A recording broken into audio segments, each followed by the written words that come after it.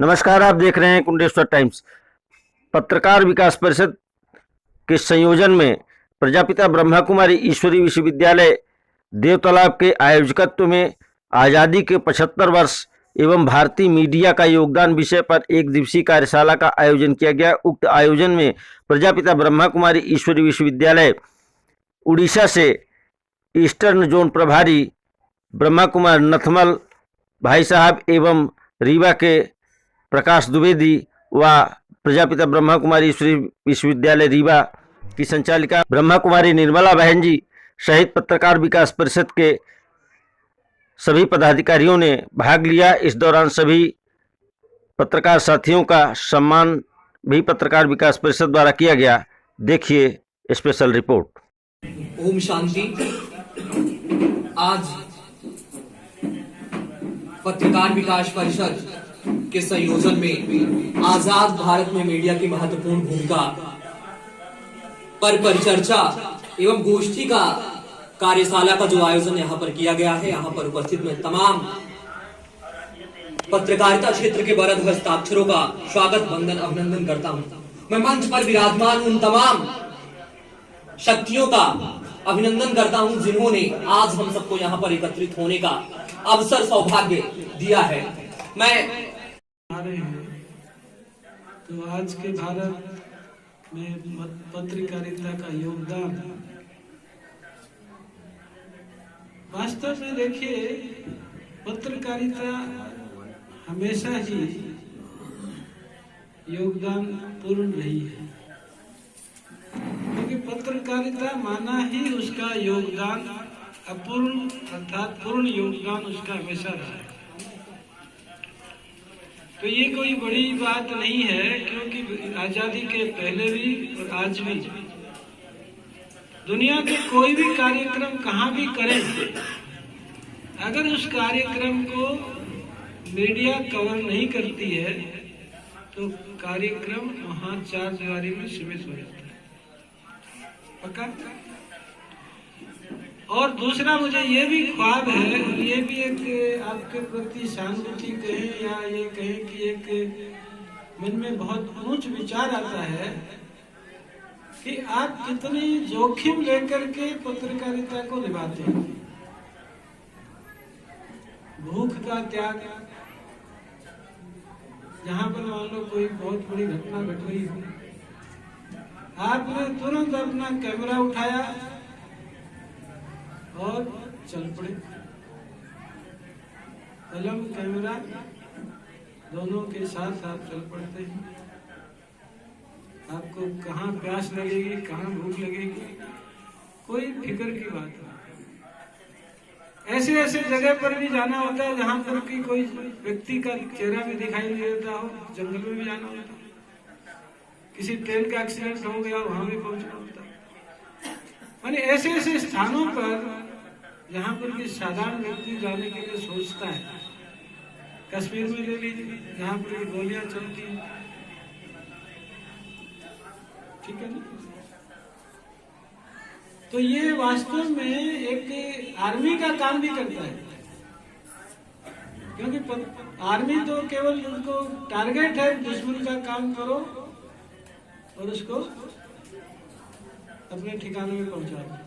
लेकिन पत्रकारिता हर व्यक्ति के अंदर घुस करके वो आर्मी का काम करती है कि हर एक मन को जगा देती है कि वास्तव में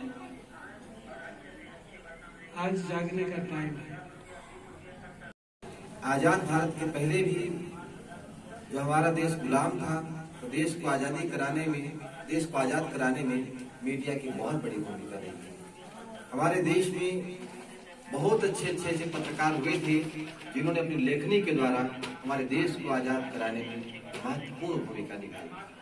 आप चाहे उसमें राष्ट्रकवि मैथिली शरण गुप्त को ले लें, चाहे माखनलाल चतुर्वेदी जी को ले लीजिए, और इससे भी महत्वपूर्ण हमारे देश में कई ऐसे पत्रकार हुए हैं जिन्होंने जब लेखनी चलाई तो हमारे देश के युवाओं में एक ऐसा जिम्मेवारी और जज्बात आया कि अंग्रेजों को उखाड़ कर छोड़ना, जिसका कि सूरज दुनिया में कभी इस तरह नहीं होता था हमारे देश को आजाद कराना। आपने देखा आजादी के दीवानों ने किस प्रकार से झकझोर के रख दिया। अभी भाई साहब कह रहे थे कि आप किसी फौजी से कम नहीं, आप सेना पर अपनी जान की बाजी लगाने वाले किसी सैनिक से कम नहीं है। निश्चित आप किसी सैनिक से कम नहीं, आप केवल बंदूक नहीं उठाते, आपकी ऐसी बंदूक है कि हर एक के मन और मस्तिष्क को ऐसा झकझोर कर रख देती है कि वह हर स्थिति परिस्थिति का सामना करते हुए अपने आप को इस राष्ट्र के प्रति, मां भारती के प्रति कुर्बान करने के लिए तैयार हो जाता है। मित्रों, ये एक चिंता का विषय है और इस पे हमको, आपको, सबको विचार करना होगा। आज कहीं न कहीं मीडिया संस्थान और मीडिया पत्रकार सभी भटक रहे हैं। ये मेरा विचार है व्यक्तिगत, सबका विचार अलग अलग हो सकता है, पर जहां तक मेरा विचार है तो मैं देख रहा हूं कि मीडिया अपने रास्ते से भटक रही है और आज आवश्यकता इस बात की है कि मीडिया भटके ना। यदि देश को सही रास्ते में और हम अपने बच्चों के भविष्य को, अपने देश को विकासशील और सुरक्षित रखना है तो हमें भटकना नहीं चाहिए। अगर हम भटके तो हमारी आने वाली पीढ़ी बिल्कुल ही भटक जाएगी, रास्ते से हट जाएगी। मैं और ज्यादा नहीं कहना चाहता हूं, अभी हमारे बहुत बढ़ता है। मैं यहीं पर इन्हीं शब्दों के साथ प्रतीक्षालय खुलवा दिया और एक भी बस नहीं चलवाया, तो यात्री प्रतीक्षालय किस काम के? कब तक प्रतीक्षा करेंगे? सरकारी प्रतीक्षालय तो हैं, सरकारी बस नहीं है, लेकिन हम विधायक जी के खास हैं, इसलिए उनकी प्रतीक्षालय के बारे में नहीं लिखेंगे। प्रतीक्षालय की लागत 2,61,000 रुपया 2 टीना छाया गया है और 1.5 लाख रुपया मिल रहा है प्रधानमंत्री आवास के लिए, पक्का मकान बनाने के लिए। 1.5 लाख में पक्का मकान, 2,61,000 में 3 टपरा। हम नहीं लिख सकते क्योंकि हम विधायक जी के खास हैं और लिखते हैं भ्रष्टाचार की बात। 50,000 की पुलिया बनी रपटा और हम खबर छापते हैं लाखों का घोटाला हो गया। तो हम कहना क्या चाहते हैं, ये महत्वपूर्ण नहीं है। हम द्वेष भाव से कर रहे हैं कि परोपकार के भाव से कर रहे हैं कि ये जो परम ब्रह्मांड पेट है केवल उसके लिए सिमट के कह रहे हैं। अगर ये परम ब्रह्मांड पेट से ऊपर उठेंगे तो ऊपर सर है, फिर उसके बाद पेट है, नीचे पैर है। अगर नीचे से भी शुरू करेंगे तो बाद में पेट आता है। इसलिए कृपा करके ऊपर मस्तक को ऊंचा रखिए, आप भी खुश रहेंगे, आने वाली पीढ़ी खुश रहेगी।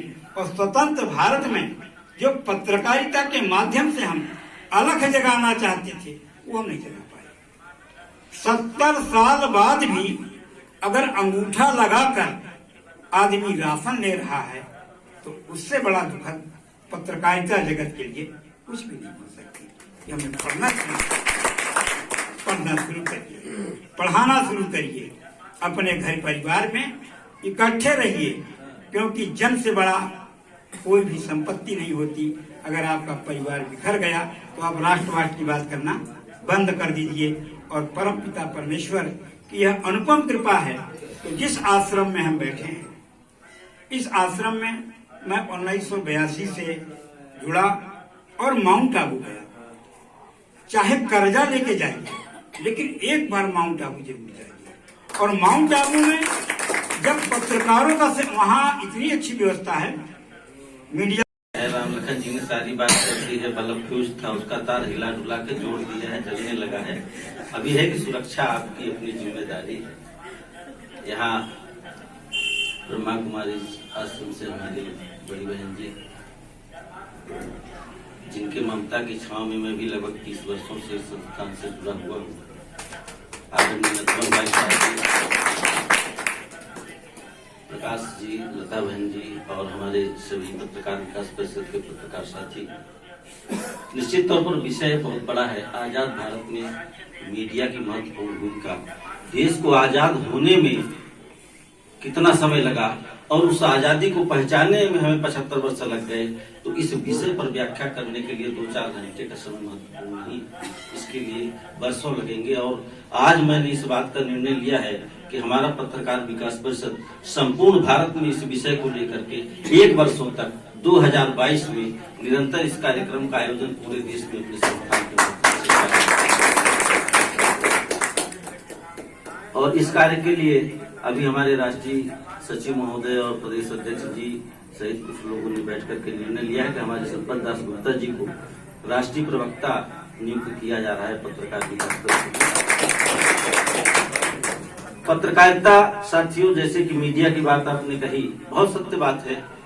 इलेक्ट्रॉनिक मीडिया और प्रिंट मीडिया ये अनादिकाल से रहे। बाबा नारायण जी इलेक्ट्रॉनिक मीडिया के रिपोर्टर थे और प्रिंट मीडिया में गोस्वामी तुलसीदास जी, वेदव्यास जी, ये सारे लोग आते हैं जिन्होंने ऐसे ग्रंथ लिखे जिनकी आज हम पूजा करते हैं, पढ़ते हैं, समझ में नहीं आता है। रामचरितमानस हर घर में पाई जाती है, सब पढ़ते हैं, समझ में आज तक किसी के नहीं आया कि हमको इसका करना क्या है, क्यों बाबा ने इतना मोटा लिख दिया। बस वही राम और रावण पर हम उलझे। उसका मूल तथ्य क्या है? वह ऐसा अखबार है कि वो कभी उसकी एक एक बात जो है आप देखिए तो आपके जीवन में उतरती है। हम परमात्मा की बात करें, चाहे आत्मा की बात करें, चाहे समाज की बात करें, चाहे देश की बात करें, आज जो कुछ घटित हो रहा है सारी घटनाएं उनमें वर्णित हैं। हमारे पढ़ने रहा, त्रेता युग में भी मीडिया का योगदान रहा, कलयुग में भी है, आने वाले समय भी रहेगा। मीडिया अपनी जगह रहेगी, लेकिन हम कहाँ हैं? हमको कुछ ऐसा करना चाहिए कि आज हम नारायण जी की बात करते हैं, महात्मा गांधी की बात करते हैं, हमारी बात कौन करेगा? हमारी बात वो करेगा जिससे हमने 2000 रुपए लिए कि बहुत घटिया आदमी था, उसको मत लेके आना हुआ। कम से कम कुछ काम ऐसा करो कि समाज में लोग ये कहें कि उस व्यक्ति को बुलाओ, भाई कहाँ जिसने ये काम करके दिखाया। तब आपकी पत्रकारिता सफल होगी और आप समाज के लिए कुछ कर पाएंगे। पत्रकारिता समाज और प्रशासन के बीच सेतु का काम करती है। निश्चित तौर पर नारद जी का हम काम करते हैं इधर का उधर। सरकार ने जो कहा जनता के पास पहुंचाया, जनता ने जो कहा सरकार। जब हम अपनी बात को उसमें घुसेड़ देते हैं तो पत्रकारिता गड़बड़ हो जाती है। इसलिए समय बहुत ज्यादा हो चुका है। अभी आप लोगों का हमारे संस्थान की ओर से सम्मान भी करना है और काफी दूर दूर से आप आए। मेरे एक निवेदन पर आप सबने यहाँ पर अपना समय दिया, उसके लिए मैं आपका बहुत बहुत आभार व्यक्त करता हूँ। यह बेहद ही गौरव का पल है।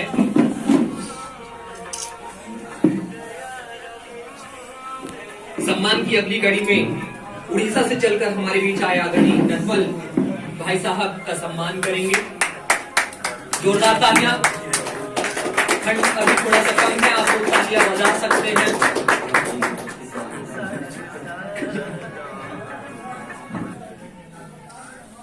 अब हमारे बीच प्रकाश भाई साहब जी हैं, हम चाहेंगे कि उनका सम्मान पत्रकार विकास परिषद की ओर से किया जाए।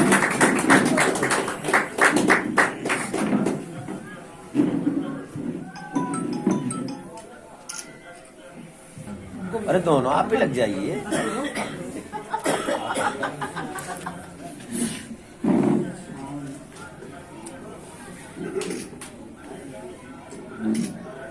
है एक बार जोरदार ताली से आप सम्मान कीजिए, अभिनंदन कीजिए एक ऐसे वट वृक्ष का जिनका लगातार हम सबको आशीर्वाद प्राप्त होता रहता है, जिनके छांव जैसे कि हम सब यहाँ पर आए। रमू दीदी आप लोगों के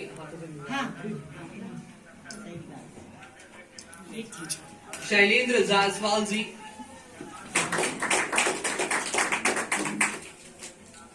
पत्रकार विकास परिषद महिला प्रकोष्ठ की राष्ट्रीय अध्यक्ष आदि हैं। यह बेहद ही सुखद पल है। आप लोग तालियां बजाते रहिए, एक चार जो होते रहेंगे।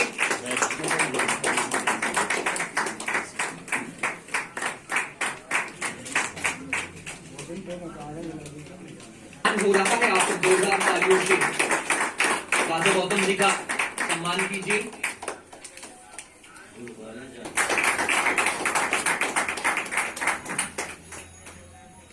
सम्मान की इस कड़ी में हम आदरणीय पत्रकार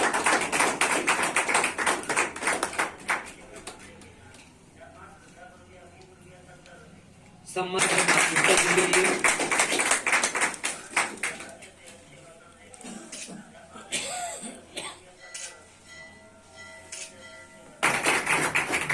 भैया के लिए आदरणीय रामानुज पटेल जी रीवा से चलकर हमारे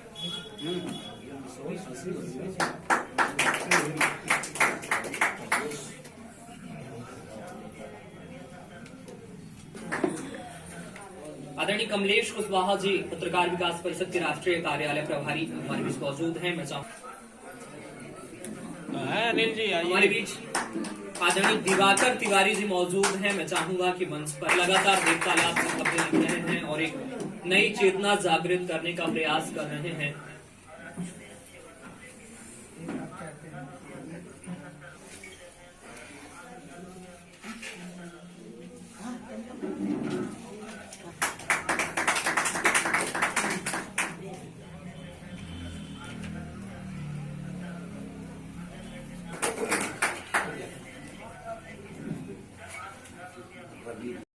लगभग वो तमाम नाम हो चुके हैं। मैं एक बार ऐसे कोई हमारे बीच लोग छूट तो नहीं गए।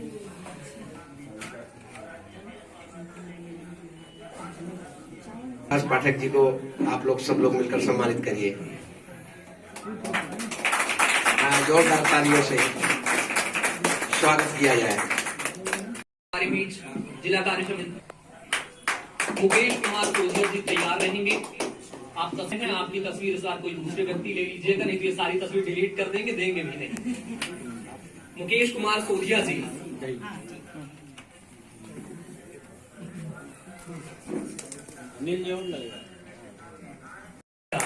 कह गए हैं अपना काम खुद से ही करना है, तो अपने लिए तालियां।